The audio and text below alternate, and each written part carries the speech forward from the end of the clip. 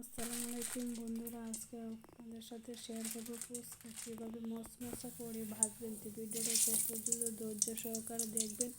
প্রথমে আমি এখানে মতন তেল দিয়ে দিলাম, তেলের মধ্যে একটু লবণ দিলাম। আপনারা একটু অবশ্যই লবণটা দেবেন, লবণ দিলে হচ্ছে ফুচকাটা মশমশা হবে, লাল লাল হবে, আর পুড়ে যাবে না। তাই আমি একটু লবণ দিয়েছি, আপনারাও দেবেন।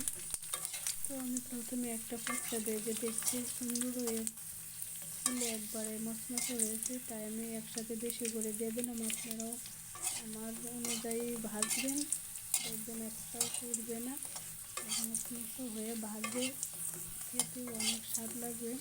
তো আমি এগুলো বারবার নাড়া দিচ্ছি যাতে নিচে না লেগে যায়। তো আবার এগুলো তুলে আবার দিয়ে দিলাম।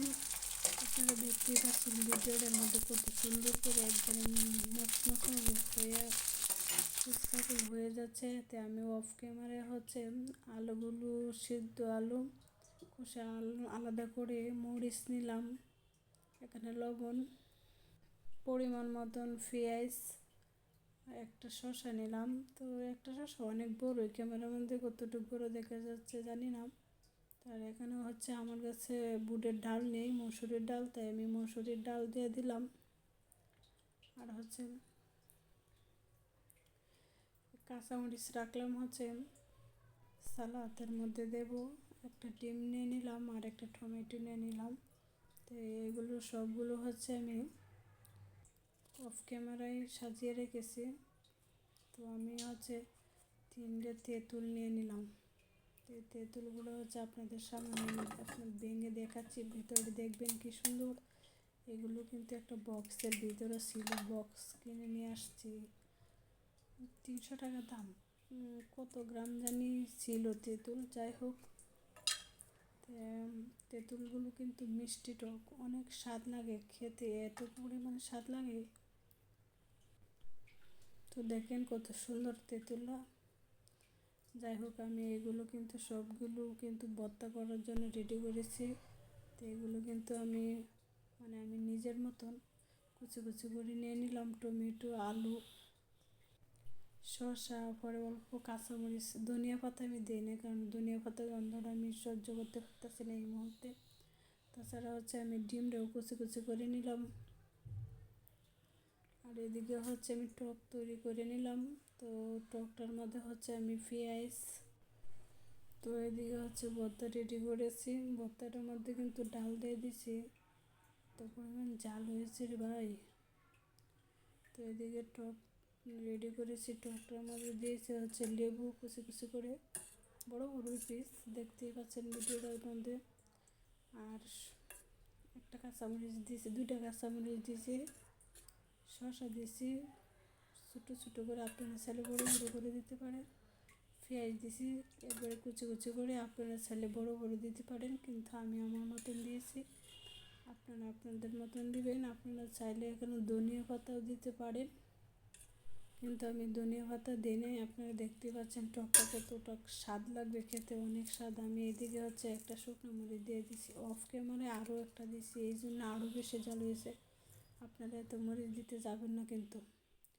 এদিকে হচ্ছে আমার ফুচকা বাজার রেডি হয়ে গেছে, সব কিছু ভর্তা সব কিছু কমপ্লিট, এখন আমি খাওয়ার ফালা। তাই আমি হচ্ছে এদিকে নিয়ে আসছি। তো প্রথমে আমি হচ্ছে ভর্তা দিয়ে দেবো পরিমাণ মতন, আর একটা হাতে মোবাইল, একটা হাতে হচ্ছে দেওয়া যাচ্ছিল না, যাই হোক পড়ে গেছিলো। তো আমি প্রথমেই আলু দিয়ে দিলাম, দেখতে পাচ্ছেন। তো আমি এখন ডিম দিয়ে দিলাম। আমি কিন্তু অল্প চানাচুর দিয়েছি, আপনারা তো দেখতে পাচ্ছেন।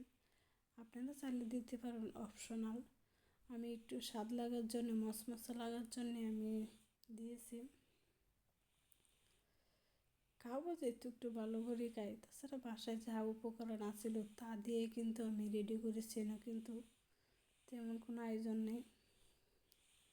তো আমি এদিকে টকটা আবার আরেকটা ফুচকা নিলাম, একটা তো খেয়ে নিলাম।